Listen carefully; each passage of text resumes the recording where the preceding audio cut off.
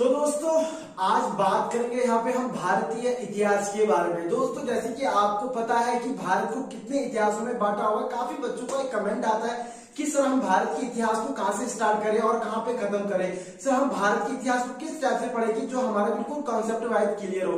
तो दोस्तों आज का जो टॉपिक है हमारा वो है भारतीय हिस्ट्री, यानी कि भारत के इतिहास के बारे में आज हम कुछ आपको नई चीजें बताएंगे और उसको बिल्कुल चैप्टर वाइज स्टार्ट करते हुए लेके चलेंगे। तो दोस्तों मैं चंद्र गोयल, स्वागत है आपका आपके अपने यूट्यूब चैनल लर्निंग इंडिया में। तो दोस्तों आज का जो हम बात करेंगे दोस्तों वो करेंगे हम भारत के इतिहास के बारे में। जैसे कि आपको पता है कि भारत के इतिहास को वैसे सामान्य रूप से अगर हम पढ़े तो भारत के इतिहास को 3 भागों में बांटा गया है दोस्तों। पहला है आपका प्राचीन भारत, प्राचीन भारत के बाद है मध्य भारत और मध्य भारत के बाद है आपका आधुनिक भारत। दोस्तों 3 भारत आप याद कर लेना और उसके बाद आपको कुछ पढ़ने की आवश्यकता नहीं है दोस्तों। फिर मैं दोबारा दोहराता हूं यहाँ पे प्राचीन भारत, मध्य भारत और आधुनिक भारत। और दोस्तों इसके बारे में अगर आपको कहीं से पढ़ना है तो इसके बारे में मैं आपको यहाँ पे पूरा क्लियर कराते हुए लेके चलूंगा।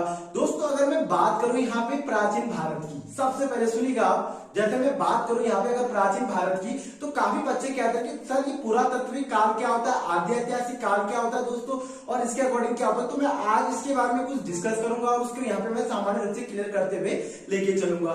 दोस्तों अगर हम बात करें यहाँ पे पुरातत्विक काल की तो पुरातत्विक काल में दोस्तों जब हमारे आदिमानव से स्टार्ट हुआ और आदिमानव के कार्य को जो हम गिनते हैं दोस्तों वो सारे पुरातत्विक काल के अकॉर्डिंग आते हैं। लेकिन अगर मैं प्राचीन भारत की बात करूं, ध्यान दीजिएगा आप लोग, मैं फिर दोबारा दोहराता हूं, अगर मैं प्राचीन भारत की बात करूं तो प्राचीन भारत की जो शुरुआत मानी जाती है वो हमारे सिंधु सभ्यता से मानी जाती है दोस्तों। और काफी बच्चों का एक कमेंट रहता है कि सर हम मध्य जो प्राचीन भारत में जो सिंधु सभ्यता है, सिंधु सभ्यता को हम हड़प्पा सभ्यता क्यों कहते हैं। काफी एक बच्चे का कमेंट भी आया था काफी पहले, तो उसमें क्वेश्चन भी पूछा गया था जो मेरा पहला वाला चैनल था फोकस टारगेट में, उसमें भी पूछा गया था कि सर हम जो सिंधु सभ्यता है उस सिंधु सभ्यता को हम हड़प्पा सभ्यता क्यों कहते हैं। तो दोस्तों मैं आपको बता दूं कि जो हमारे अभी प्रेजेंट में भारत सरकार द्वारा जो पुरातत्व विभाग है दोस्तों उसके अंतर्गत माना जाता है कि हमारे जितने भी खोजे गए स्थल हैं और उन स्थलों का अगर नाम रखने में कहीं भी हमें दिक्कत होता है दोस्तों तो जो पहला खोजा गया जो स्थल है उसी के स्थल के नाम से हम उस सभ्यता की क्या कर देते हैं, यहाँ पे नाम रख देते हैं दोस्तों। तो ये आपको पता होना चाहिए, जैसे कि नील की सभ्यता है,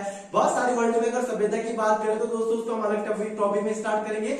लेकिन जो हम हड़प्पा सभ्यता है तो हड़प्पा जो स्थल है दोस्तों वो पहला खोजा गया स्थल था जो हमारे दयाराम साहनी ने खोजा था दोस्तों। तो इसलिए हड़प्पा के नाम से ही हम हड़प्पा सभ्यता को हड़प्पा सभ्यता कहते हैं दोस्तों। और सिंधु सभ्यता तो सिंधु नदी के किनारे बसी हुई तो इसलिए हम उसको सिंधु सभ्यता कहते हैं।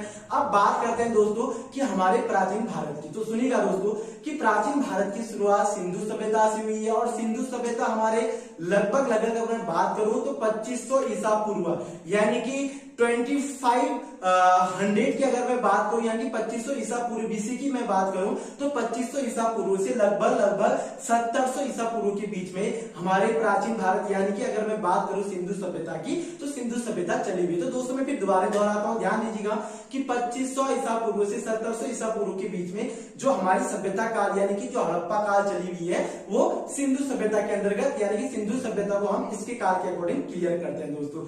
उसके बाद सिंधु सभ्यता अगर हम क्लियर करते हैं 1700 ईसा पूर्व के बीच तक तो सिंधु सभ्यता 1700 और 1500, ध्यान दीजिएगा दोस्तों 1700 और 1500 यानी कि 200 जो वर्ष है इसमें कुछ ऐसी चीजें हो रखी हैं जिनका हमारे पुरातत्व विभाग ने इसका कोई लिखित विवरण नहीं दिया है दोस्तों। तो इसलिए हम पढ़ते हैं इसको सिर्फ 1500 ईसा पूर्व के बाद यानी कि 2500 से 1700 ईसा पूर्व के बीच में सिंधु सभ्यता और 1500 से 1000 ईसा पूर्व के बीच में हम पढ़ते हैं दोस्तों वैदिक काल। सबसे पहले ध्यान दीजिएगा, फिर मैं दोबारा दोहराता हूं, यानी कि 2500 से 1700 तक सिंधु सभ्यता, 1500 से 1000 ईस्वी तक हम क्या पढ़ते हैं दोस्तों, सॉरी ईसा पूर्व तक क्या पढ़ते हैं हम दोस्तों, वैदिक काल। और वैदिक काल के बाद जो चलता है उत्तर वैदिक काल, तो उत्तर वैदिक काल चलता है दोस्तों हमारा 1000 ईसा पूर्व से 600 ईसा पूर्व के बीच में। ध्यान दीजिएगा दोस्तों ये है एक हमारे प्राचीन भारत का इतिहास का जो एक कॉन्सेप्ट चलता है दोस्तों जिसको हमें पढ़ने में काफी आसानी होती है और ये वीडियो में आपको कंटिन्यू यहाँ पे क्लियर करते हुए लेके चलूंगा। इसलिए आपसे मैं एक बार फिर रिक्वेस्ट कर रहा हूँ कि अगर ये वीडियो आपको पसंद आ रहा है तो दोस्तों जल्दी से चैनल को सब्सक्राइब कीजिएगा और लाइक करना तो बिल्कुल भी ना भूलिएगा।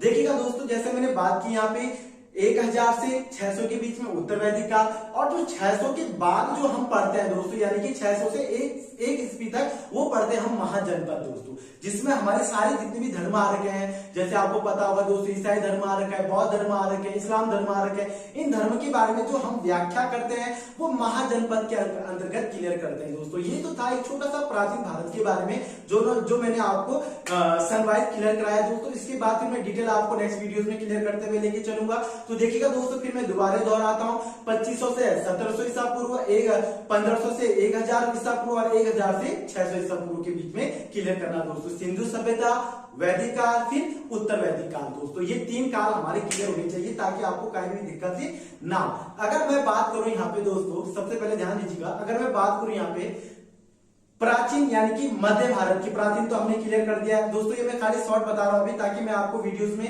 नेक्स्ट वीडियोस में बिल्कुल टॉपिक वाइज क्लियर करते हुए लेके चलूं।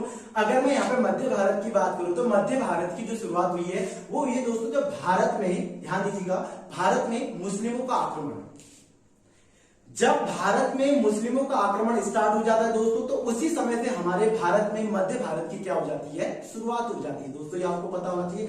और मध्य भारत की जो शुरुआत हुई है वो भारत में जो पहला आक्रमण करने वाला मोहम्मद बिन कासिम था दोस्तों, उसी के अकॉर्डिंग 712 में उन्होंने मोहम्मद बिन कासिम ने आक्रमण किया था, और 712 से हमारे यहाँ मध्य भारत की क्या हो चुकी थी, शुरुआत हुई थी दोस्तों। उसके बाद फिर मैं बात करूं मध्य भारत में, तो सारे लगभग आधुनिक भारत तक आपको सारे मुस्लिम के शासक ही पढ़ने पड़ेंगे, अदरवाइज कुछ है नहीं दोस्तों। देखिएगा, मैं एक बार यहाँ पे थोड़ा सा डिटेल बता देता हूँ।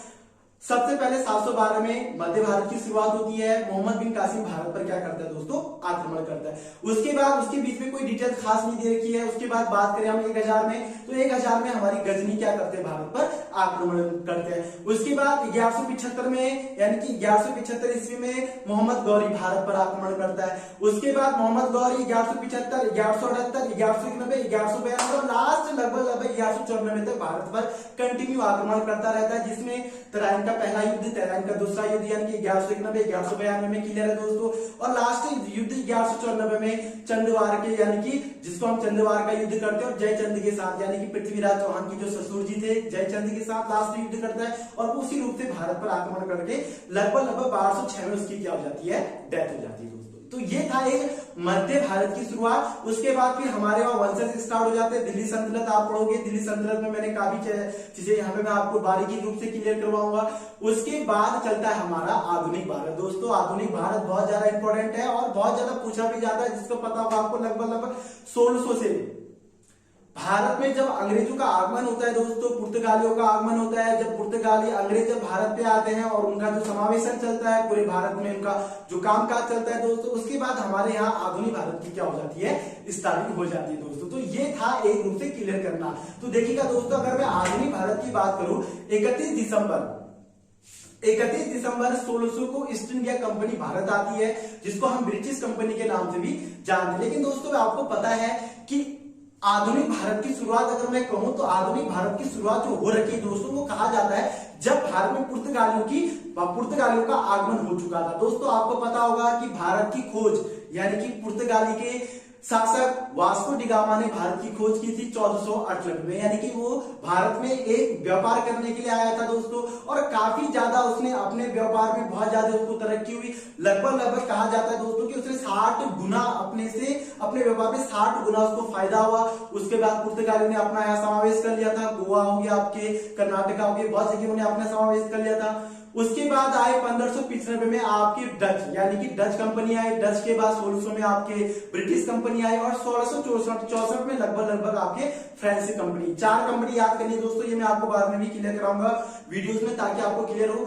देखिएगा, पहले का मैंने 1595 में पुर्तगाली, 1498 में पुर्तगाली, 1595 में डच साम्राज्य, उसके बाद ब्रिटिश साम्राज्य 1600 में, और उसके बाद 1664 में फ्रांसीसी साम्राज्य, यानी 4 कंपनियां भारत में आई, जिनको हम ईस्ट इंडिया के नाम से जानते हैं दोस्तों। यहाँ से हमारे यहाँ भारत की आधुनिक भारत की शुरुआत हो जाती है। और आधुनिक भारत का जो सबसे बड़ा जो जमावड़ा कहते हैं दोस्तों, वो कितने किया था? ब्रिटिश साम्राज्य ने, जो ईस्ट इंडिया कंपनी के अकॉर्डिंग पूरे भारत में जिसने लगभग 1947 तक क्या किया दोस्तों? राज किया हुआ। तो ये था एक भारत की पूरी कंडीशन जो मैंने आपको यहाँ पे बता दी है। अब मैं आपको कल से यहाँ पे कंटिन्यू वाइज एक एक करके आपको पूरे टॉपिक वाइज क्लियर करते हुए लेके चलूंगा। अगर ये वीडियो पसंद आया तो दोस्तों आप मेरे चैनल को लाइक और सब्सक्राइब करना बिल्कुल भी ना भूलिए। और दोस्तों एक बात फिर बता दूं मैं आपको कि कल से यानी कि सोमवार, आज जैसे संडे है, कल सोमवार से आपको यहाँ पे मैथ्स के टॉपिक भी स्टार्ट करते हुए लेके चल रहा हूँ दोस्तों। यहाँ पे सारी बेसिक है, आपको एक एक चीज मैं यहाँ पे क्लियर करते हुए लेके चलूंगा। लेकिन आपसे मेरा रिक्वेस्ट है कि दोस्तों आप मेरा सपोर्ट कीजिएगा ताकि मैं आपको ऐसे वीडियोस यहाँ पे प्रोवाइड करते हुए लेके चलूं। जय हिंद, जय भारत।